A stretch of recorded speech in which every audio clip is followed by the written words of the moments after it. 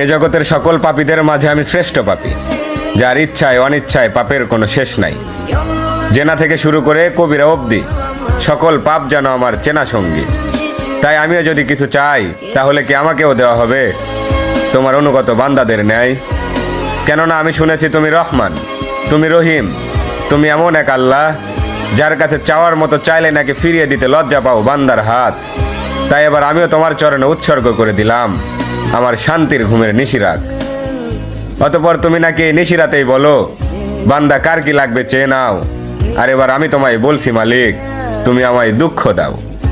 সুখে থাকলে হয়তো তোমায় ভুলে যেতে পারি, হতে পারি কারো কৃত দাস, কারণ আমি আদম সন্তান, পাপ করা আমাদের পুরনো অভ্যাস। অতঃপর ইয়া রহমান, সব ভুলের ক্ষমাস্বরূপ হয়তো মরিয়ম ইবনে ঈসার মতো আমাকে উঠিয়ে নাও, নয়তো ওমর ইবনে খাত্তাবের মতো খাঁটি হেদায়েত দিয়ে দাও।